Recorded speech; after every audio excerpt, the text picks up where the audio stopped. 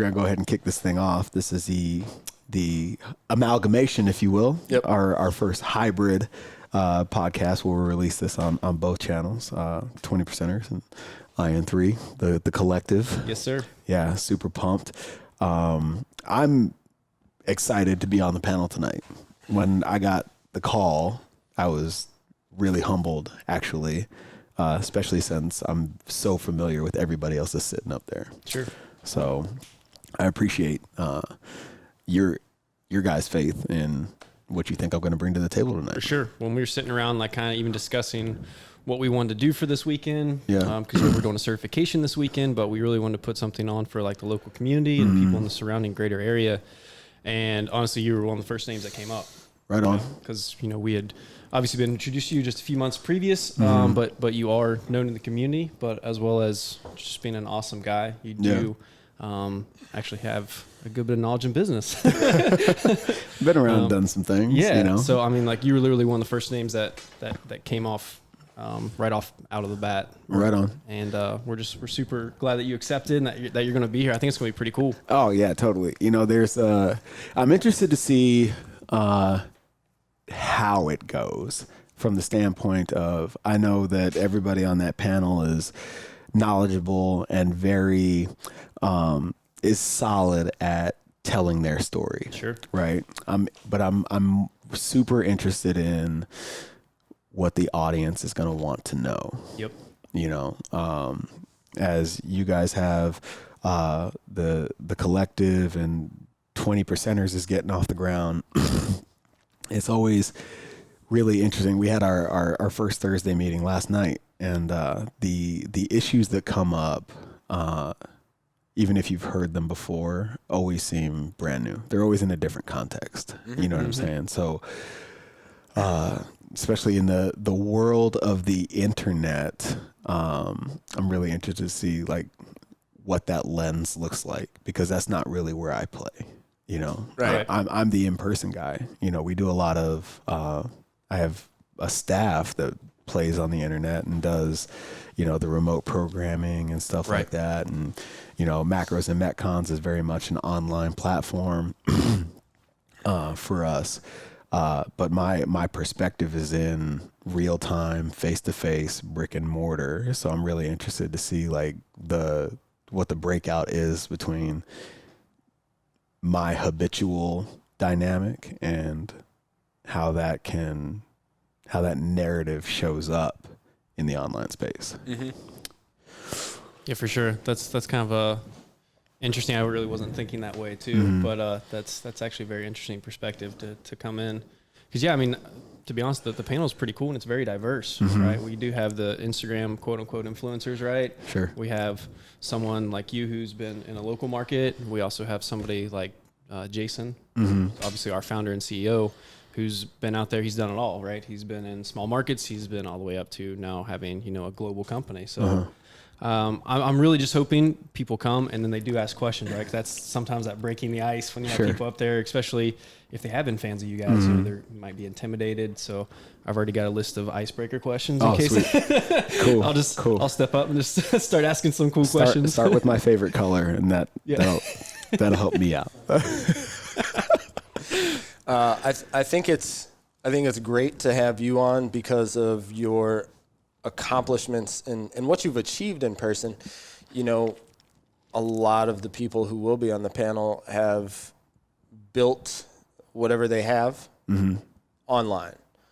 But when it's time for a seminar and you have 100 different people coming in, they're brick and mortar, or they're online, or they're just there to help with their friends, or they're continuing education personal trainers. Like, they're going to be a very diverse background from where they're coming. And so we need a diverse panel. And so obviously, what you bring to the table is super high quality. And so, we're thankful that you, accepted, number one, but we're proud to offer people access to the best at what they do. Not just like, they're okay.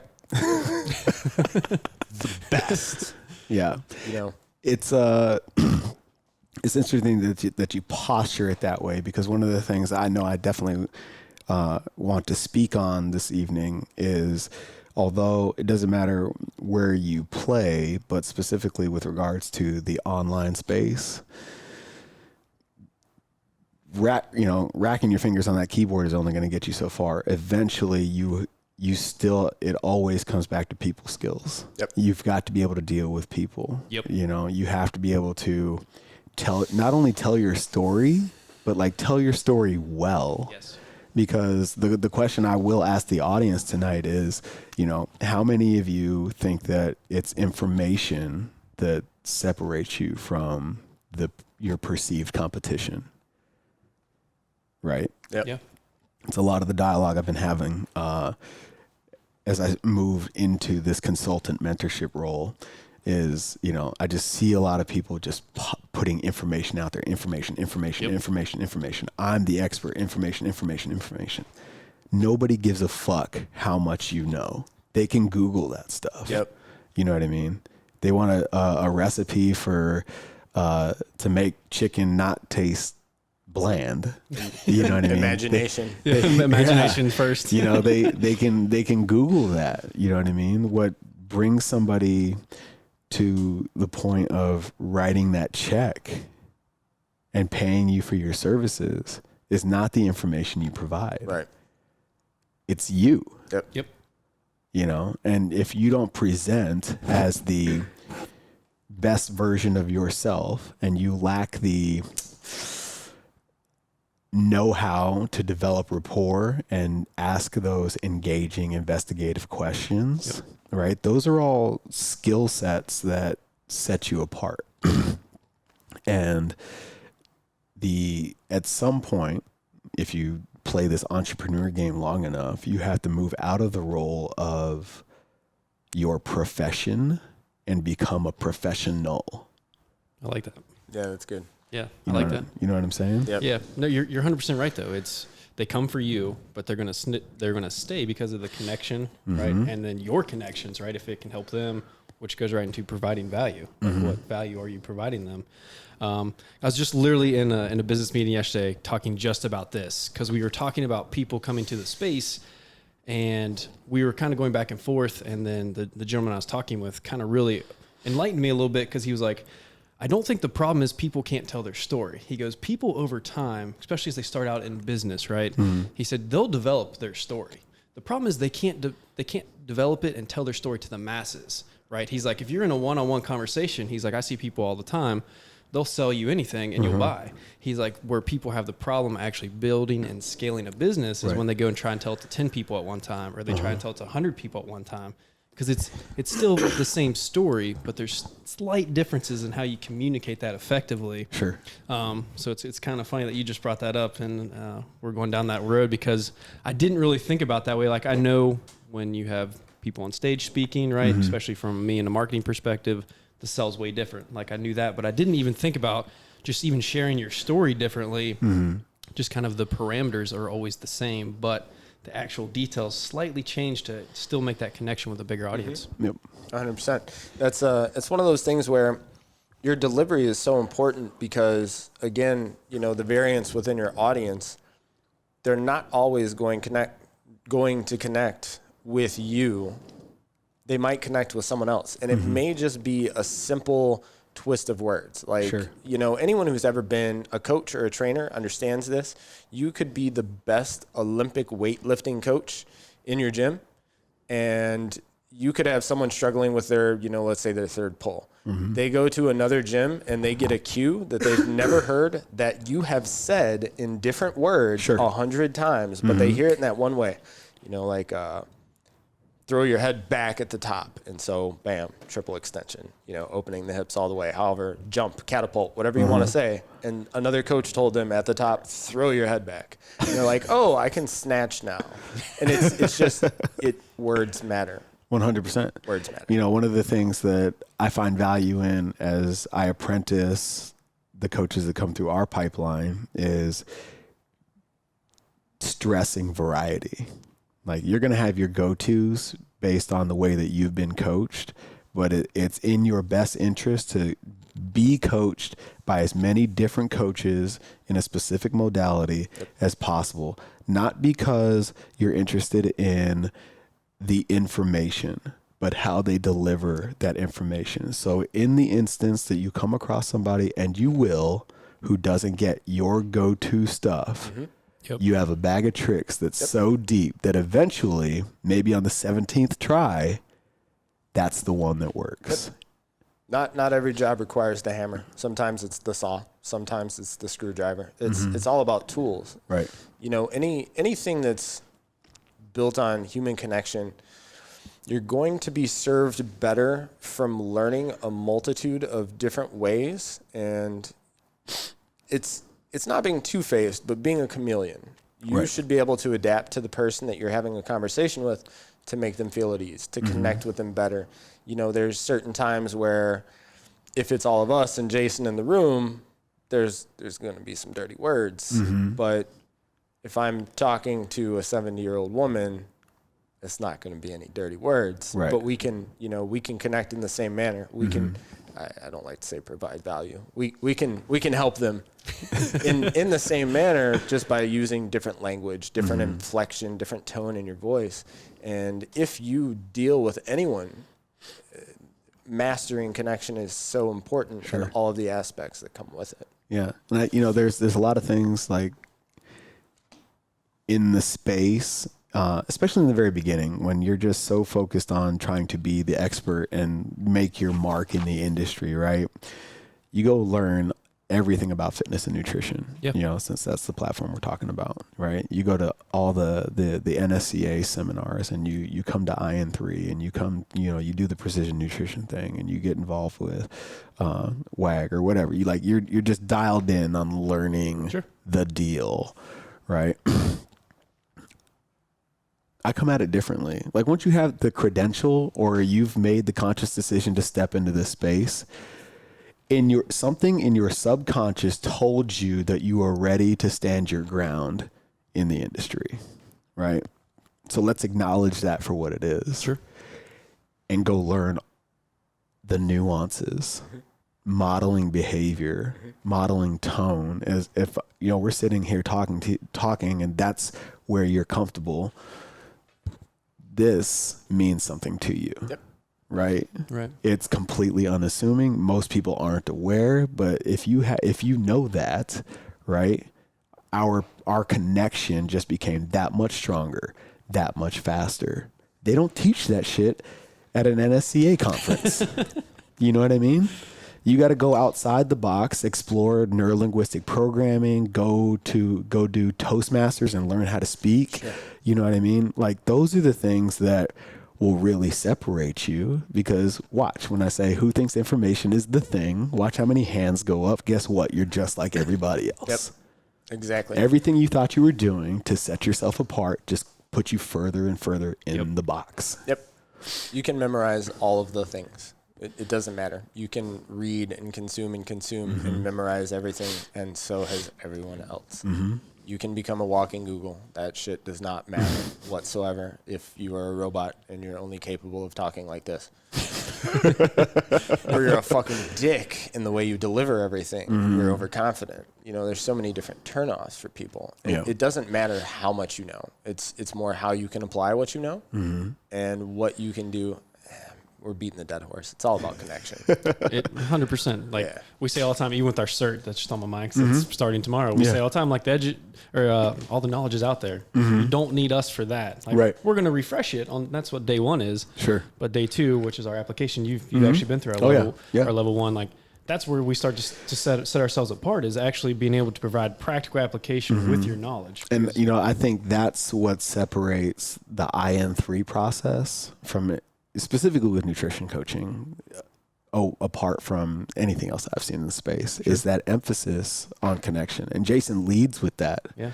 Even on day one, even though that's the nutrition part. Sure. And then if I was to categorize it, day two is the people part. Yeah. And by no way am I trying to plug that. That's just on my mind. Sorry. I'll plug it because it's fucking good. It's the best. Yeah.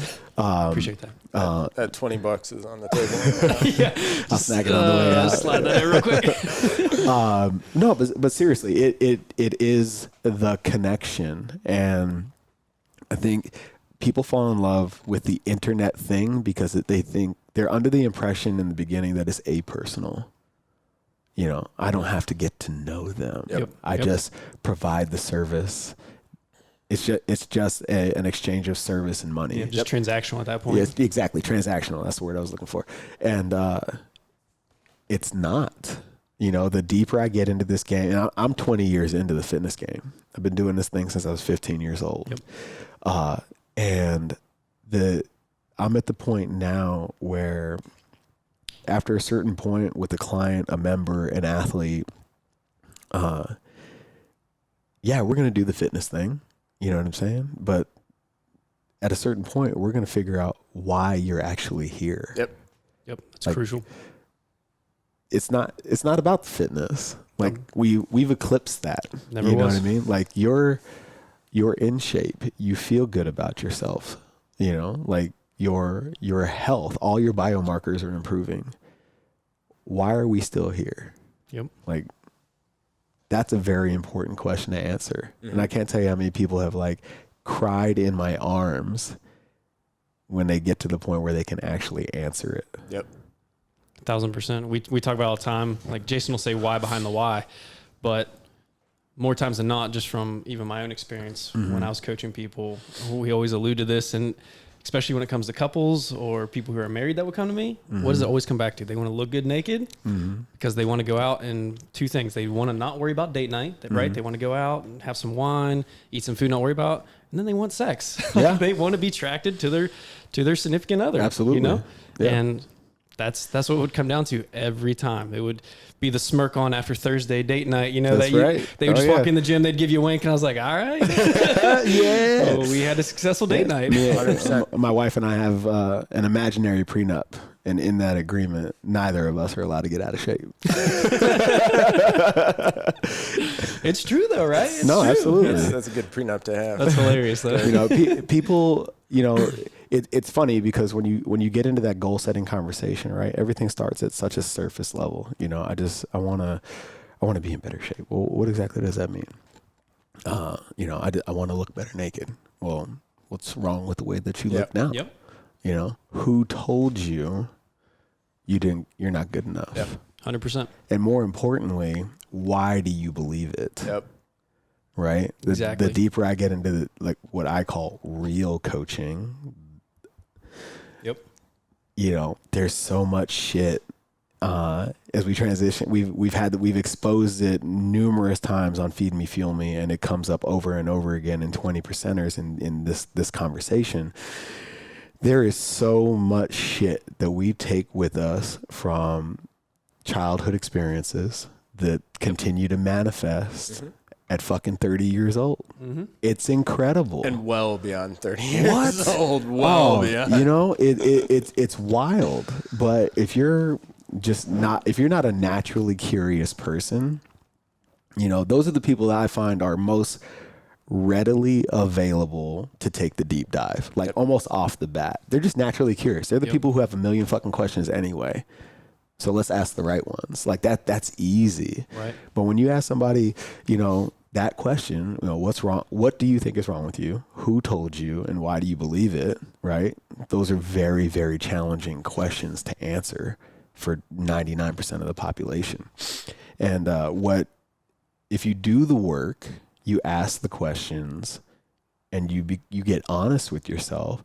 The conversation that sticks out most vividly is Amanda Goolsby. She was one of our most recent episodes of Feed Me, Fuel Me, and she talks about her journey through bodybuilding, right, and her obsession with her physique, right.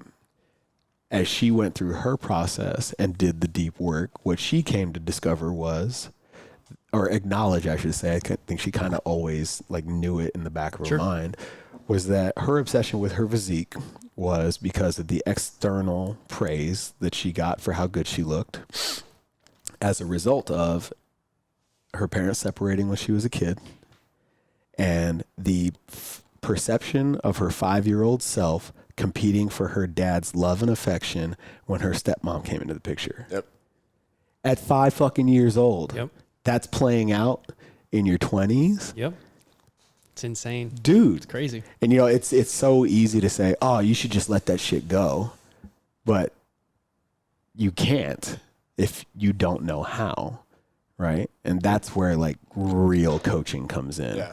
I can get you in the best shape of your fucking life. I can't, in a training session, get you over that. Right. No. Well, it's one of those things where it's showing in her 20s, and guess what? If you don't bring her to that point, to that deep pain point, and you don't acknowledge it, understand it, deal with it, would have been well into her 40s or 50s. Right. It's not something that goes away until you make it go away. Yeah. So, you know, earlier we were talking about RDJ and his rock bottom moment. So there's Robert Downey Jr. Yep. Iron Sorry, Man. guys. Iron Man. Yeah, you can't just drop an acronym out of nowhere, man. What are you doing? Now hold up. We're talking about Tony Stark. If I say RDJ, you better know who I'm talking about. Okay, we know who J-Lo is. We know who A-Rod is. I will not lie. Sorry to interject, but if he's not up for an Oscar for that his death scene, Oh my God, I cried. the world cried. The world. We lost the greatest hero the earth has ever seen. One of those where you stand up and you're like, we gotta do something manly. You guys wanna do some push-ups? There's still right here. Like, there's very few scenes in movies that can put that type of emotion for us now. Iron Man's death. I think it's acceptable as a man to say you cried when you were a kid, and I'm not ready for this shit again. I'm not ready for Mufasa to go. Oh man, I'm not ready to scratch that wound open. you got kids? The first time I watched Lion King with my son, I cried like a straight bitch. What? Like, he can't even talk. Yeah. He's crawling. He's not even crawling yet. And I'm like, oh, this is cool. Fucking my wife's in the kitchen like, what the fuck is wrong with you? Shut up. We're such a Lion King. Don't worry about it. It touches a chord, man. You know? I think the other scene is the first time you see the movie 300 at the end, I'm ready to fight. Like the speech that you're hearing him give as he's recapping what happened, I was ready to go. Yeah. Ready to fucking run through walls, to take souls, everything. We were going to get the Persians. You're out in your garage like trying to make a shield. I'm gonna rein this back in. RDJ. Thank God I didn't forget about this. RDJ. So in the way that I've thought about life, there's two ways to change yourself. One is sudden. One takes a lot of time. Sudden is rock bottom. Yeah. You have to do a 180. Yep. Literally, by how that goes. Once you hit here, there's no further. You have to turn and do a 180. The other way is slow, deliberate reflection, thought on yourself, how you dealt with each day. What can you do that you fucked up today that you can do better tomorrow? For a lot of people, they don't understand that there's a lot of deep shit that you carry with you throughout your entire life. Part of it's your nature, part of it's your nurture. But you have to get to that place where you can start to accept it. And for 99% of the people, like you were saying, they haven't spent that time thinking. 1% or less has. And so if you ever want to break a human being down, and you can get them to where they're going to be honest, if I'm to take anyone, why are you like this? And just hammer them. Why? 5 to 7 different times.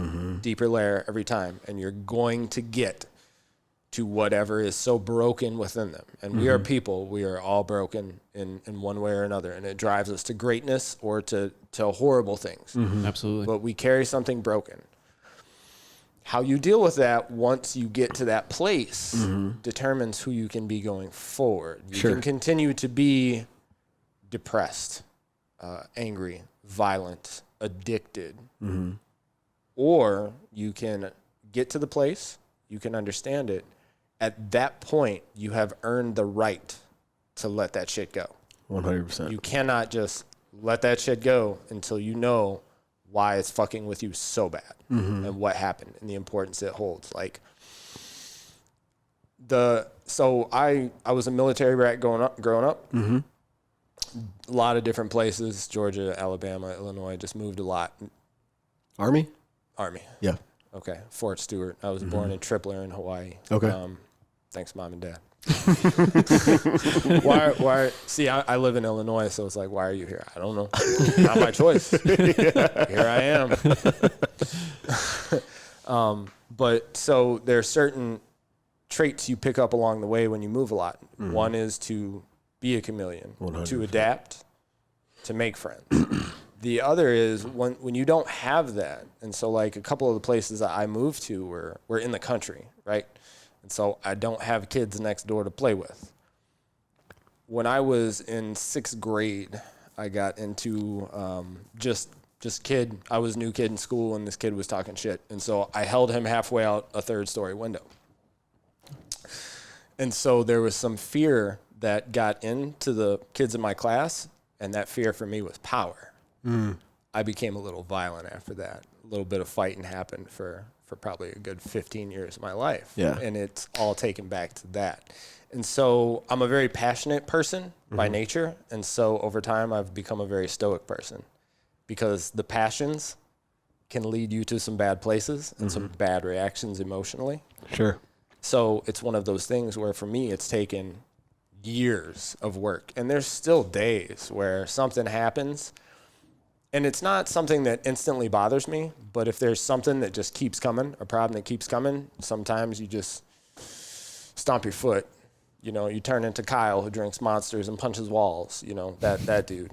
But the passion arises in you. And it's just, that's partly my nature, partly my nurture, because, you know, my father was also a very angry man because his father was an angry man who was, you know, it's all deeply rooted things. And it's almost epigenetic at that point. It absolutely is. It's that mix of nature and nurture. And so for me, it's taken a long time. And, you know, part of it's getting old. Part of it is, the biggest part is my family. You know, my wife pushes me to be a better person. I look at my son. I'm like, I don't want you to go through what I went through. I don't want you to see the stuff that I've seen.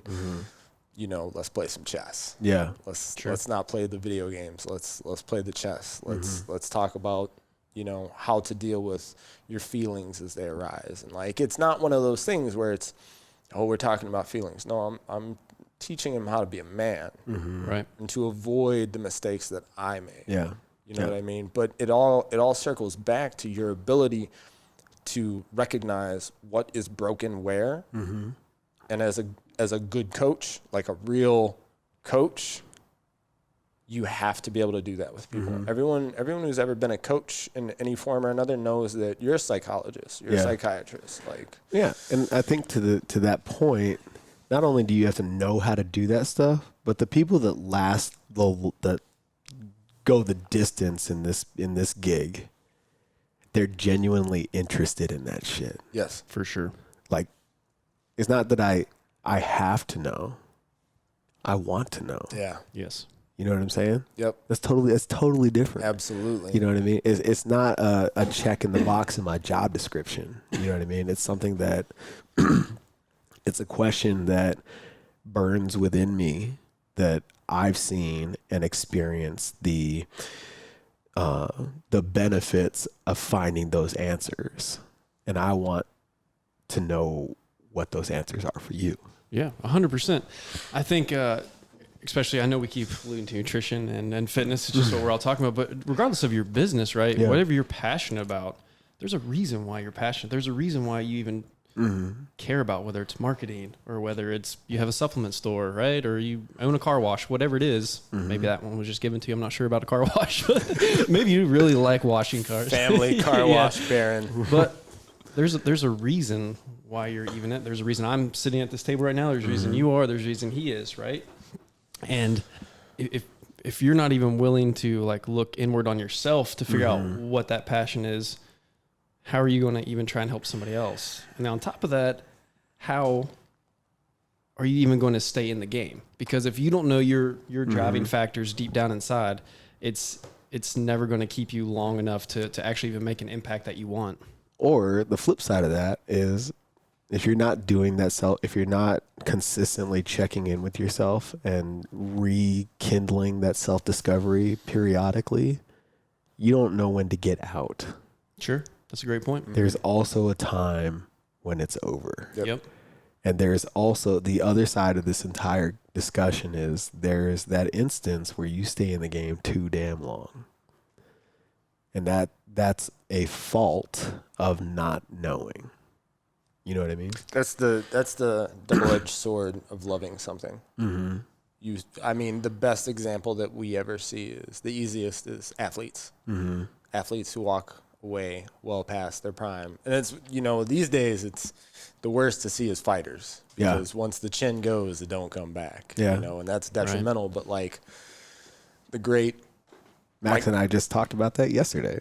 Yeah. It's, the great Michael Jordan finishing up with the Wizards, where he took a team that was nothing and turned them into one of the best defensive teams, but still it did do something to the tail end of his legacy when he came back, played with broken ribs, coming off, severe knee issues. Mm-hmm. We should remember him for the shot. Right. Game 6, Jazz. Right. The alleged push-off, right? That's how he should have gone out. Mm-hmm. But his love kept him around, got a little tainted. Right. And it's just, that's the easy example. Mm-hmm. But it happens in everything. When you stick around too long, you tend to do more harm than good. Sure. And you got to be aware. Mm-hmm. It's about being cognizant. Yeah. Since 100%. We've been throwing around references to superhero movies, that's the old Two-Face, right, from Batman, where you die the hero or you live long enough to see yourself become the villain, right? Yep. Yeah, absolutely. Yeah, it's good. Solid parallel. Well played. Just here, guys. Just here to collect my check and collect your Fairlife chocolate milk. I've been waiting for a while to drop that one. Finally found a place for it. I'll be when the Joker comes out, I'll be looking for your name in the credits. Good Halloween costume for you, by the way, just because. You could totally pull that off. Got the hair now. Yep. You guys are ruining my surprise. Thanks. Everybody knows. No mysteries here.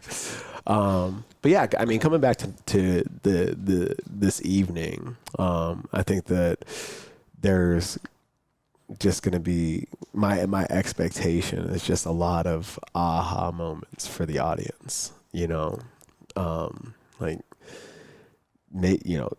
For a lot of what I'm experiencing right now as I consult and mentor is people are looking for permission to be excellent.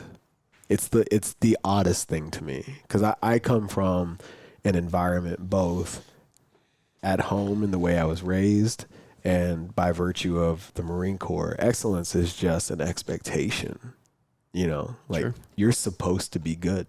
You're supposed to be smart. You're supposed to be excellent. Like anything south of excellent is subpar. Yep. You know what I mean? And a lot of the dialogue that I'm having right now is, hey, I want to talk to you about this. And then we get into the deal and I'm like, so you said you wanted to talk about this thing. But what are we really talking about? Yeah. Are we really talking about creatine here? If you want my permission to pursue your passion, if you want my permission to be amazing, if you want my permission to be fucking happy, you have it. Yeah. It's the most interesting thing, and what I'm noticing is more often than not, if you don't come from where I come from, you have to latch onto something, right? There's got to be a beacon of some sort, and a lot of people find it in this business. Sure, you know what I mean? Then they get into it, and they're like, "Oh my God. There's a lot more to it than I thought."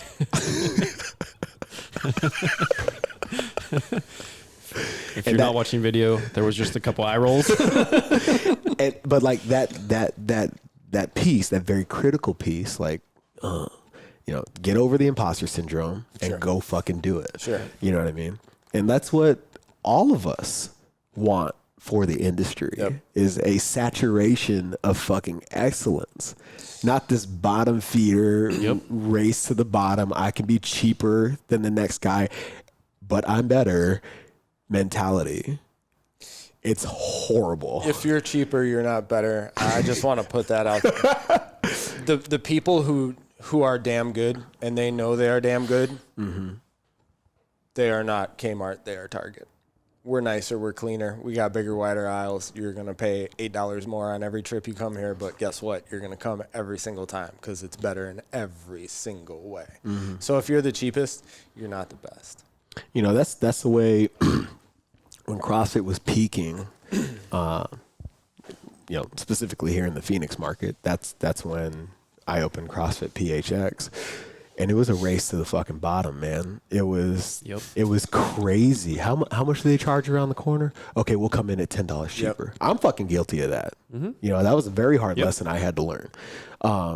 And the no shit scariest moment of my brick and mortar career was making the leap and charging what I know we were worth. And it changed the fucking game. Oh my God, are they going to leave? Am I going to lose everything? Yep. Yeah, for sure. I was told early on, if you can't be the cheapest, you better be the most expensive, because that middle ground, that middle ground is where you're going to just die. Like you may survive for a couple of years, but if you're actually trying to grow and scale and build something of note and worth, you better be. And you watched it happen. Doors are still rolling up left and right. In the CrossFit space, it's insane. But the other thing you see is gyms experiencing this massive growth. Like all of a sudden, the spots that focus on just being great now have this amazing online presence all of a sudden. Like now the cream is rising to the top. And the consumer, what I've noticed as people roll through our doors, is becoming so much more educated, and they come in with this expectation of excellence, and now they know where to get it. Sure. Well, it's not new anymore. If we take it back to days of like Vibram 5 Fingers and Infidel T-shirts and like OG days, for the most part, it was a bit counterculture. You wanted to work out in a rickety place. A lot of people were already in damn good shape. And now it's mainstream, and now it's a weight loss, and now it's community driven. It's always been community driven. Don't get that twisted. But people buy into the experience, but it's been around for a decade. We're in the information age. People are educated on what is good for them, what is not. Now, again, it's what you offer and it's connection, because in Chicago, if you want to see athletes, and it's been for years, you go to South Loop Strength and Conditioning. It's not a big place. It's open gym, constantly just beasts in the corners, beasting out, general class, competition class, everything. Little bit dark, little bit dingy. Now you can go downtown and you can go to Brick and with $30,000 bathroom and everything's super nice, but you can't drop the weights on the floors because it makes noise and there's people underneath, and so we use pads. And if you're a beast, you don't go beast out at Brick. You go because you like nice things, and there's nothing wrong with liking nice things. We want clean environments. As a gym, you should damn sure want a clean environment. By the way, look at the bathroom first thing. Walk in, look at the bathroom. If it's no good, leave. Run. Get out. But it's what you bring to the table. It's what your market is. And so once you've decided who you are, go be really fucking good at being you. Deliver the best thing. Over deliver. If you're the guy who charges $200 a month, deliver $250. If you're that person, I live in a smaller town. There's $99 a month is a real thing. They're not filling the gyms. You better be delivering 125, 150. You got to deliver that extra 20% over on whatever you're charging. It's interesting because I've always been of the mindset, I'm going to say it before somebody else says it. And then when they say it, I know I've arrived. Yep. And I said when I wanted to build the best CrossFit box in America. Did you? In 2017, men's Did you? Did that happen? Men's Journal seems to think so. Interesting. Yeah, they in 2017 they rated us the #1 CrossFit box in America. Who was number 2? Lahaina, Tom Ragusa. I did that on purpose. He's solid. Love that guy. I was just down in Maui, man. I know. I sent you that DM. I was like, the number 2 gym is there. But Love you, bro. But Tommy and Janelle, love. So here's a little backstory, and here's the proof of it's not the location, it's who you are. Tommy and Janelle bought that gym. Tommy and Janelle, Bloomington, Illinois. So I used to work out at Four Seasons 2, which is Globo if there's ever a Globo. And I'm over there. I discovered CrossFit online. This is way back in the day, so everyone's looking at me like I'm a freak because I'm going from, it was something with like push, press, box jump. Were you wearing calf socks and Vibrams? I absolutely was wearing calf socks, but I was not wearing Vibrams. Chucks? Oh, okay. All right. You're OG. There's certain things I refuse to do. You know, Vibrams is like if they were like, you jump 6 more inches tomorrow if you were vegan. Well, guess what? Not jumping any higher tomorrow, right? Same thing with Vibrams. It's not happening, bro. So Tommy came up, and for those, Tom Ragusa looks like he's drawn. He is not human. He looks like a cartoon come to life. He is so muscular, right? So this big, intimidating dude who turns out to be like the nicest guy of all time. One of the coolest, most down-to-earth people I've ever met. Both of them. You know, Janelle's great too. But he came up, he's like, you doing CrossFit? Like, you know what CrossFit is? Like it was like Fight Club, you know? Yes. Can you say that out loud? And so we're in central Illinois, and he's like, oh, I'm going next month to Arizona to get certified. You know, that was back when there weren't certs all over the place, way back when Greg was still, Coach was doing it. Yeah. And so they ran Fit Bodies CrossFit in Bloomington, which is to this day, you know, the best community I've ever been a part of. And they were, you know, up to almost $200 a month in central Illinois years ago, booming, just booming, dude. And that community is a reflection of who they are. And that gym is a reflection of who they are and their excellence. So it's not done by accident. I'll butcher the Aristotle quote about excellence, but it's, you know, we are what we do every day. Excellence, therefore, is not an act, but a habit, right? And so that gym, number 1 in some people's hearts, number 2 in the rankings, is not by accident. It's by design. And so when you say, I set out to be number 1 and you are number 1, it's by design. It's not the location. It's no fluke. It's who you are, and it's what you do every single day. Rant over. I'd have to imagine it's just, you know, how you do one thing's how you do everything, right? You're saying they're amazing people. They build an amazing community. It's probably just not a coincidence. They had an amazing gym, and they knew what they were doing.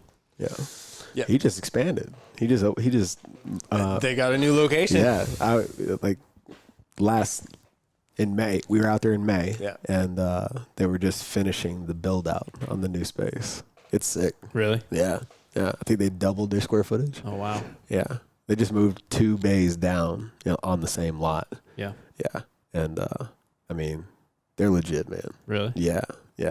I mean, he's just good, man, and you can tell like he's a really humble guy. But when he's on the floor, you know there's an expectation of excellence. Really? Yeah.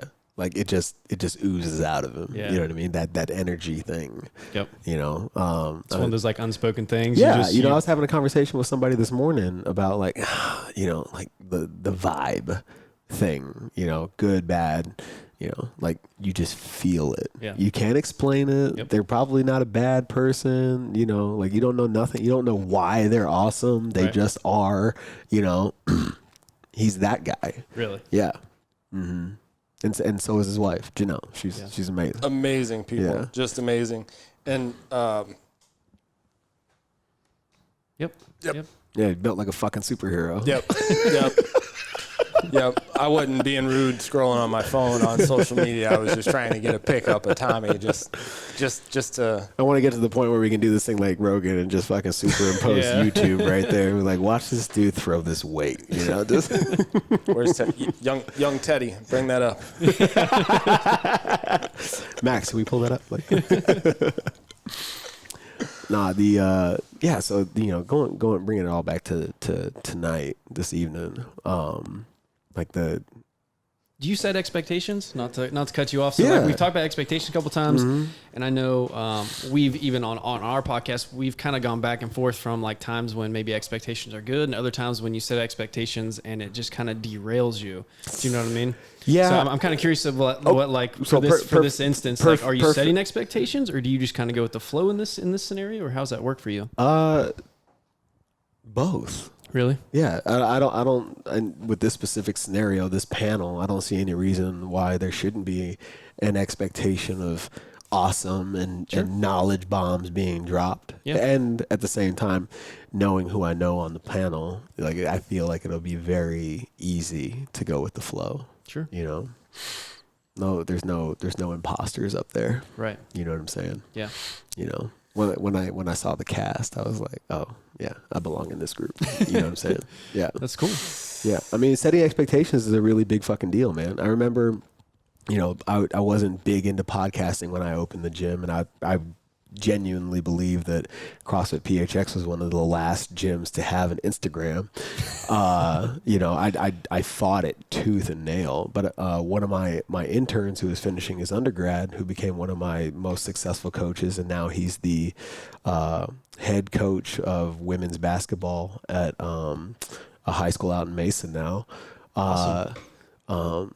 He's sitting there doing the intern thing, and he's like, hey, come check out this podcast. I was like, what the fuck is a podcast? Right. So I step into the office, and he's watching Barbell Shrugged. And I'm listening to Mike, Doug, and Chris do the thing, and I was just like so impressed with their delivery and whatnot. And I made a goal in my mind after watching the first episode of that podcast. I was like, I'm going to be on that show. I want to be so good I end up on that show. I've been on it twice. That's so cool. Yeah, and I didn't know any of them. Yeah.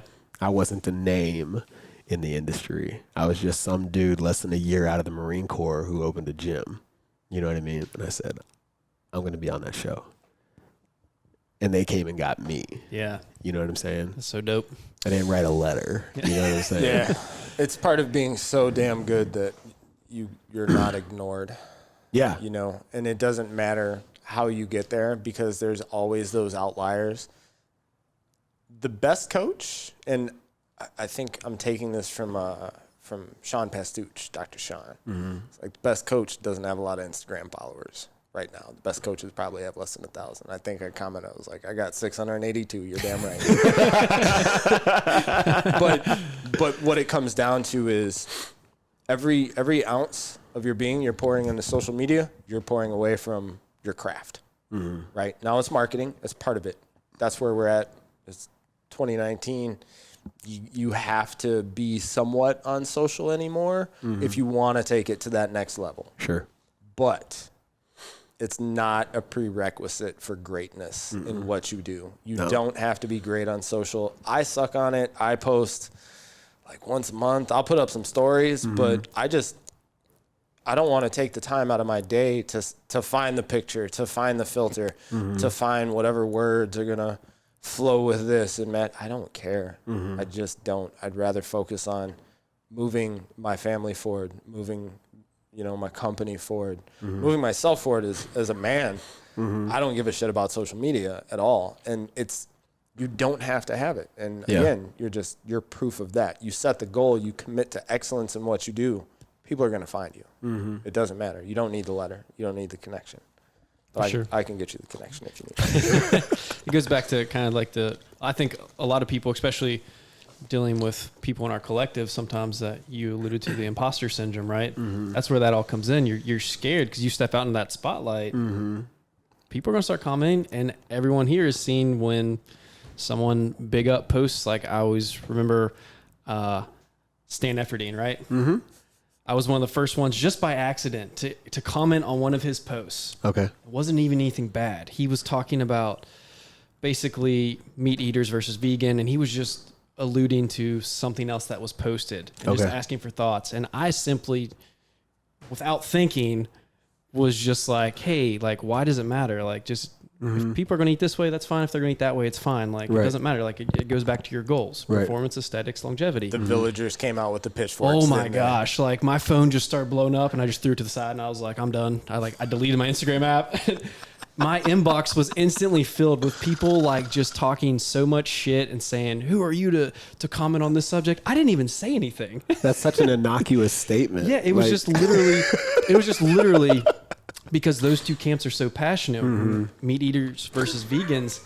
And it was just talking about, the actual post was talking about agriculture and sustainability and stuff. And I was like, no matter what you look at, the industry's fucked either way. I was like, just do what you're doing and be conscious of your daily input, like something like that. And holy shit. That's so funny, man. You know, it's a great segue into another thing that'll probably come up on the panel tonight is the difference between principles and method. Sure.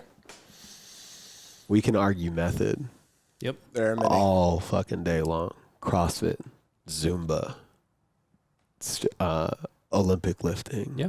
Ragnar, right? Who cares? Yep. The principles remain the fucking same. Yep. Yes. Specificity, progressive overload, recovery. Those are the inarguable. We can get into the weeds on the other stuff, but that's when you know you're dealing with a true professional or a savant. The savant just fucking gets it. Yep. Right? Right. They don't bother with the weeds. But a true professional, let's discuss principle. And then once we're in agreement on these principles, now we can talk about application. And there's so much bullshit on the internet right now about application. Sure. That is either so biased with no context or it's a statistical quote with zero relevance. And it's so annoying. It's so annoying. But I'm a professional. I'm the subject matter expert. I'm like, no, you're the professional fucking idiot. Yep. 100%. You know, and I really hope that we're able to articulate the difference for those that may be in the clouds as to which is which. Because that's also very easy, you know, to be so bought in on CrossFit, right? It's the only way. Yep. No, you know, maybe it's just a season for you, you know. It should be. Which is fine. Your body's not designed to do this for decades. I'm telling you now. You know, but I tell people, like, people are like, why CrossFit? You know, I went from college football to bodybuilding for 5 years, the Marine Corps, you know, that's its own fitness regimen, and found CrossFit later on. Sure. Because I like this shit. Exactly. It's what you like. Period. And obviously it fucking works, but I like it. Yeah. You know, like, for me, that's the end. Like, we don't need to discuss anything else. I'm not going to argue with you, right?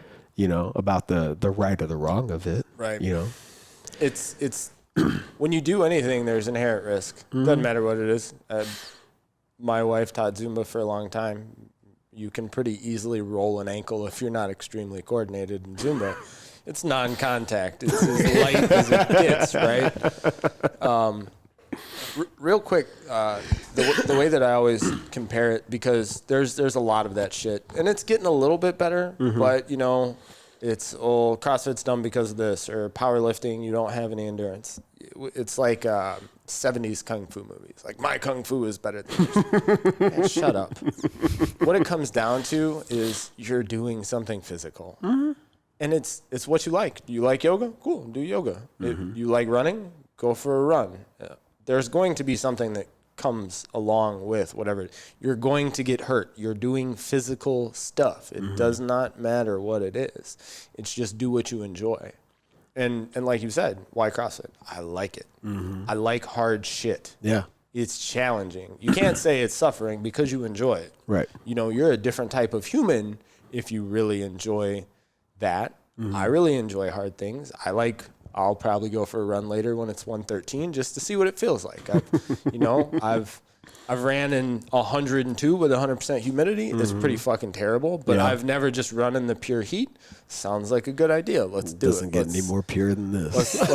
Let's see how it goes, you know? And it's just, as I've transitioned part of the way out of CrossFit, you know, I still do some of it because it's just so fun.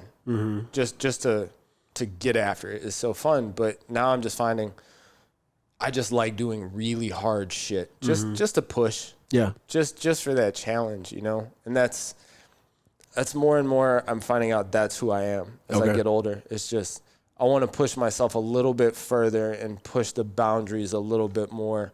I was talking at breakfast with Teddy before I got here. I've never been a runner. I hate running.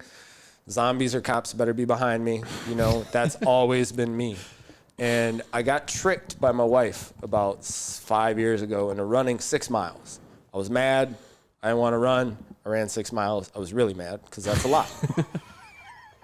And I've never been a runner. And so like, I don't know, maybe 6 weeks ago, I was like, I want to see if I can run that far. I haven't ran in years. So I ran 6 miles.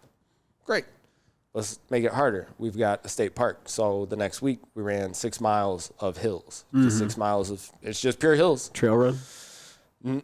So it leads to a state park and it's an actual road, but the curves are dangerous. You can't see the cars coming. They can't see you. So you got to be quick on your feet. You turn into an adventure. Yeah, I'm trying. Not a DC character.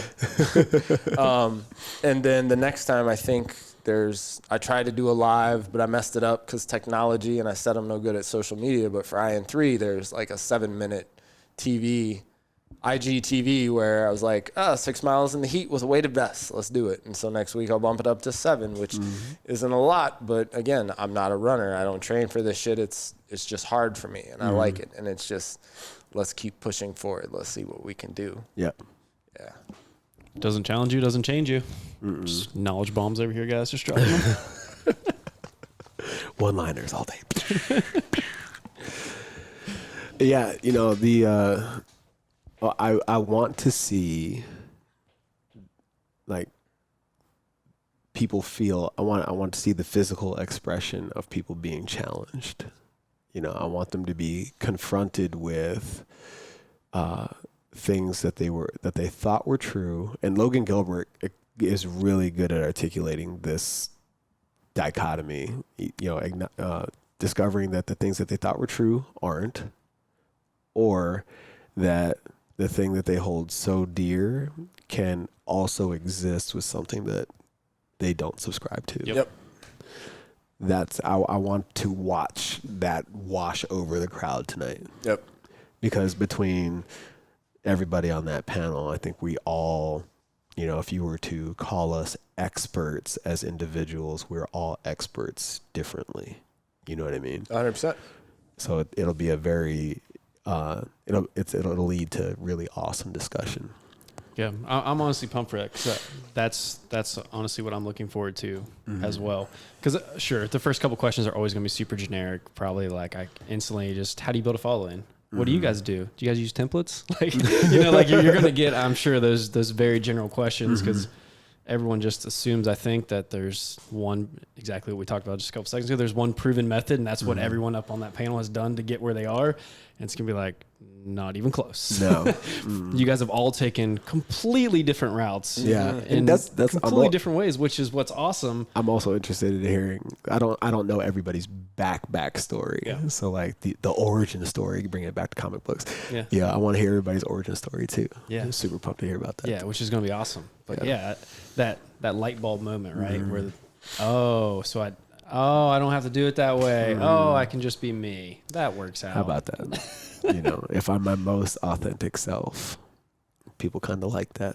Yeah. You know, the right people will like that. 100%. Granted, you still have to have a good product, right? Like you can't have a shit product. You have to be. You can't suck. You have to be good. You'll get better. Yeah. You don't have to be great to start, but you should probably be like okay at what you do. Yeah. You should have, there's a prerequisite level of education. You should have understanding. You should have the ability to articulate what your thoughts are. You should have that before you start. You don't have to be great at what you do, because the reality is success is, it's so individualized in your interpretation. You know, for me, it's using my God-given talents and the talents that I've refined to move people forward. Again, whether that's my family, my company, myself. Right. For me, that's success. If I get that opportunity, that's success for me. You don't have to have 1 million people following you, you know, making 7 figures. Believe it or not, success can be having 20 clients, just one-on-one basis in your hometown of people that you're helping them with their goals. You're making them happy. Success can be that. You don't have to build this fucking unicorn bullshit Instagram story to be successful. It's very much, you know, what you do to people. And those people who chase followers and they forget why they're actually doing this. If you're not in this shit to help humans, to make them better, you will fail. You might be able to hide that shit for a little bit. You might be able to steal other people's words, steal their content. Oh, this is the triangle of awareness by me, or, you know, or by Jason Phillips. Anyways, but the point is, like, once you start chasing that end goal and you stop chasing that journey, done. Done 100%. Some of the best moments I've ever had have nothing to do with the scale. So I'm not going to give their names because I don't want to embarrass them in their own gym. But I coached a couple. And so one of the best moments was they dropped their kid off for the kids class. And they came back and her hair was a little tousled and he had a smile on his face. And I mean, we're talking, these are adults with kids, 30s, 40s, right? I looked at him, I was like, I know what you did. Face got a little red. He just smiled and nodded. That's fucking victory right there. That's success. When you can take people who are struggling in their lives, struggling with their body images, you know, struggling at anything in their life. And you're like, all right, you know, you guys are both working hard, you're working together, and they have that moment of young giddiness. Teenagers, take them out of their element, take them to a different place. That shit's success. When you get the text message from someone, there's someone who's going to be at our level 1 who a long time ago sent me a message and like, I just want you to know I used to drink every night. And I sat in the car and considered pulling the trigger. When you started coaching me, I haven't touched alcohol since. I put that up in our private IN3 coaches page. Like that's a real thing. That's fucking success. It's not it's not like, oh, I got 5 new clients at $225 a month. You know, I got this money. We had someone who, Jason asked them, are they successful? And their response, this was at a level 1 I was at, like, well, I drive a Mercedes. I mean, he roasted him. He's like, well, I got a fucking $200,000 i8 that's been parked for 6 months. What's your point? You know, it's not, money's cool. Don't let anyone get it twisted. You need it. Right. And unless you're a monk, you need that, but that's not success. That's not what drives success. As soon as you forget what your mission is, it's over. You don't have to ask about building a following. You'll never have one. No, it takes forever to build it, and it'll crumble in a fucking instant. You know. So yeah, I'm looking forward to tonight, and like I said, when we kick this whole thing off, I'm extremely honored and humbled to be sitting on that panel for you guys. Yeah, man, we're just thankful you accepted it and that you're going to be a part of it. I'm really hoping that this kind of sets something up even for maybe the future for this area, right? I mean, this is quote unquote one of the healthiest cities in the U.S. usually, right? And there's, what did you counted up how many gyms were here, right? Oh, dear God. It's astronomical number. The thing is, I mean, we've got Scottsdale, which if you look at, you know, different ranking systems, this is the fittest city in the U.S. by consensus. Is it? Just the number of gyms, you know, all the metrics that get into it. But then it's Scottsdale, it's Phoenix. Like the lines are blurred, and it's just a sprawling location with gyms forever. There's like 80 CrossFit gyms here. That's absurd. That's a lot of fitness. That's not even talking about Orange Theory, yoga, stretch labs, Globo gyms, personal training. Everyone here should be jacked and tan all the time. And yeah, we should definitely be laying the groundwork to build that community even further. You want to support your own backyard. Yeah, for sure. You know, you want the people around you, because the other thing it does is it drives competition in business. That's good for everyone. It makes you better. Right. Makes your rival better, but it's great for the people. Yeah. It's great for the consumer, and you want that because you want healthier people around you. You know, it's one of those things where you got to take care of your people. You got to take care of your people in your own backyard. And yeah, I'm really excited to get things popping here. Yeah, for sure. That's why I'm hoping this leads to more things, because the more individuals, whether they're running a business or they're just starting up or they just have questions, right? Whether they want to be coached actually in fitness nutrition, or they're a coach looking to get business advice. Yeah. I mean, you guys in this area are the ones that they should be looking to, that not only are successful in your own right, but also aren't bullshit artists. Like you actually do care about helping other people, and you actually know how to help other people. Right. And so that's really the goal, I hope, whether one person shows up tonight or 1,000 people show up tonight. Right. I hope that the individuals that walk in that room understand the talent that's in there, and then continue to look to you guys for answers in the future, for help, because I think the greatest thing you could ever do for somebody else is help provide them a living, right? Yep. Absolutely. Whether it's being a direct employer, or mentor type situation, right? Mentor. Mentee, mentor, a manatee. But yeah, for sure. So I'm super pumped. Yeah. For the 20%ers, where can everybody find you guys? Yeah. Several different places and locations. Overall, in3nutrition.com is our staple website. If they're interested in actually our certification processes, that's ncicertifications.com. The Nutritional Coaching Institute. Nutritional Coaching Institute. ncicertifications.com is not launched yet. And as well as, we do the All In podcast, more kind of Jason Phillips bringing the fire on Thursdays. It's kind of, we talk a little nutrition, we do some Q&As, but it's definitely something that we enjoy doing. Nice. Awesome.